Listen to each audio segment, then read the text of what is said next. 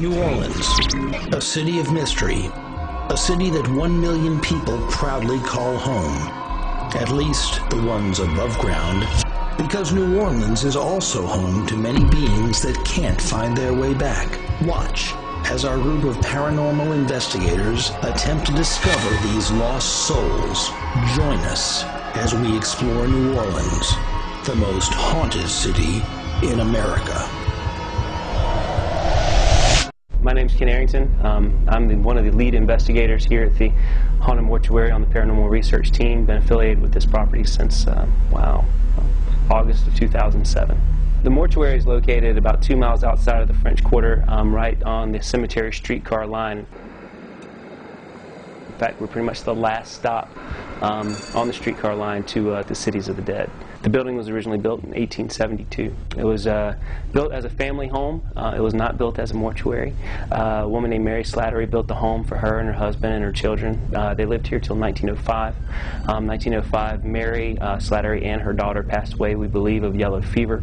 The property has gone through a couple of owners. The primary occupant of the building, of course, was P.J. McMahon & Sons Funeral Home Company, which operated a funeral home here for over 80 years. They wanted to turn it into a grand funeral home. It was the first funeral home in Louisiana that offered motorized hearses. Not only that, they actually had apartments that people could stay at upstairs when they would come into town. They could run up to 6 to 7 funerals at one time. It's believed that prior to 1985, there were over 20,000 funerals performed here. There was an embalming room on the premises. There's an autopsy room on premises as well.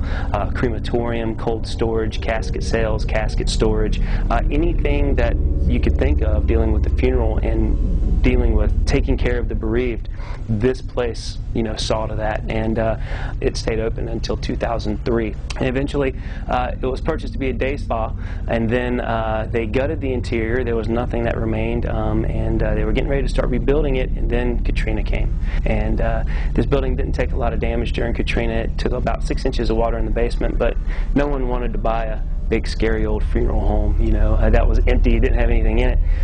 So it sat alone and abandoned for a couple of years until Jeff Bourne, the current owner, purchased the property in July of 2007 to turn it into the Mortuary Haunted House. The one thing that happened to me, it's been a while, but about a year ago when I was sleeping in the building before we actually had the suites, and I was awakened to what sounded like screaming. And it was a low-pitched screaming, and as I woke up, I realized that it was a lot louder. And then I just turned around and looked I went all through the whole house looking for it, but I couldn't find anything. Yeah, you hear just general noises in this building, and it's weird. You're in one room, and the room next to you, you just hear the noise, and there's other people in the building. You're assuming that somebody that's here working with you is in the next room.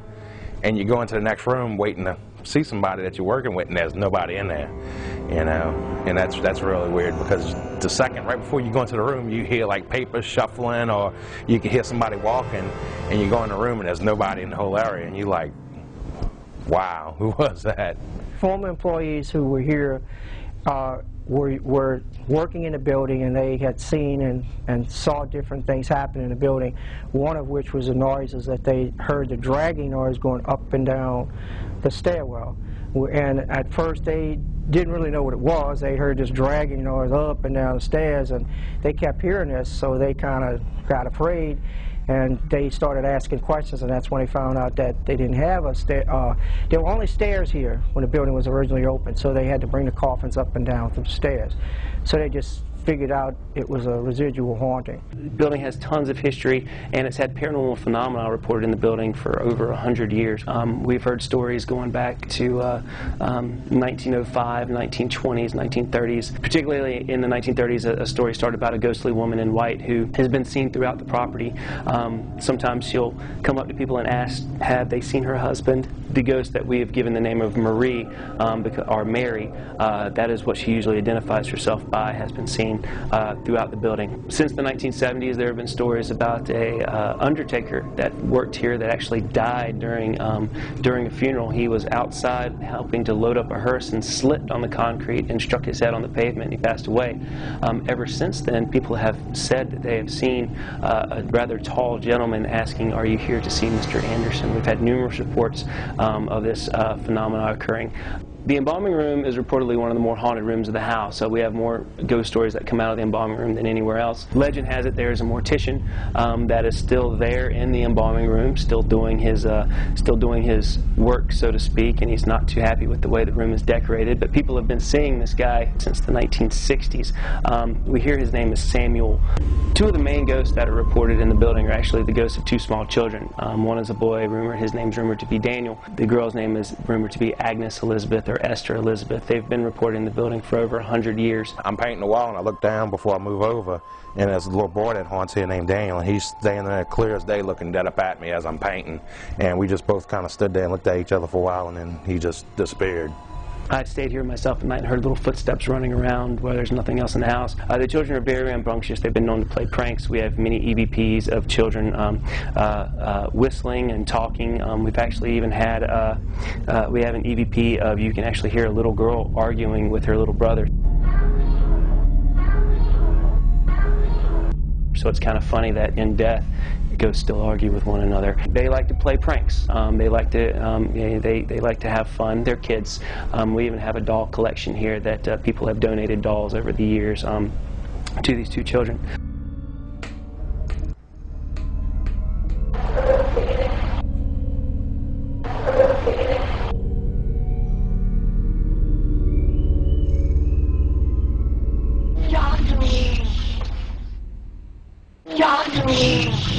My wife, when she started working here, she didn't believe in ghosts at all. She was the most diehard skeptic, non-believer that I had ever met, and total opposite of me in a lot of ways in regards to ghosts and things like that. But now she actually believes more than I do, so to speak, some people's stories, because so many things have happened to her while she's here, and we've both witnessed statues move before in a room. We've seen them move back and forth, just like rock back and forth. We've seen that. We were building a wall downstairs going into what we call the crypt for the haunted house season. It was the middle of the day in the summer, and we both look up and we saw an old man standing in blue pajamas in a corner.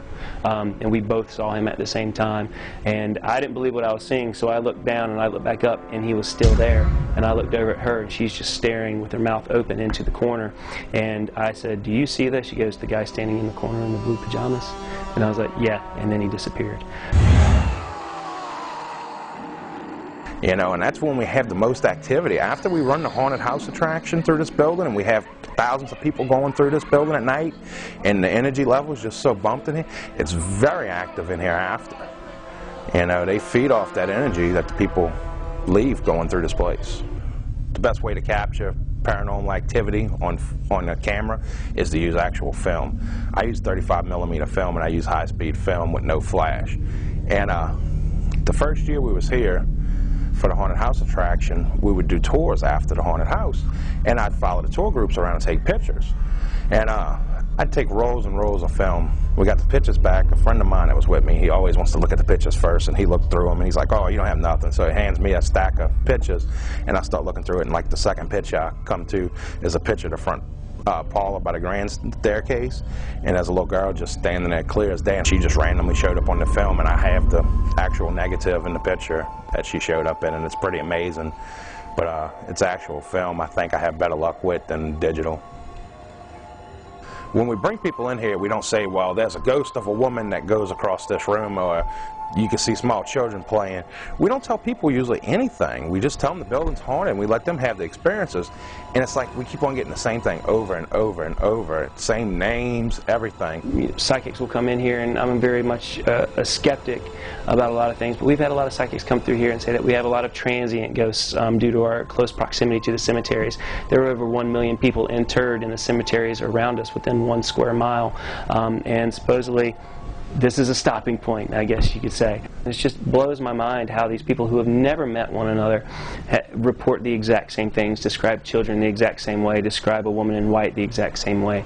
And it's quite an amazing journey it's been for the home in collecting these things and seeing these things. That's one reason we're glad you guys are here, so we get to share some of these stories.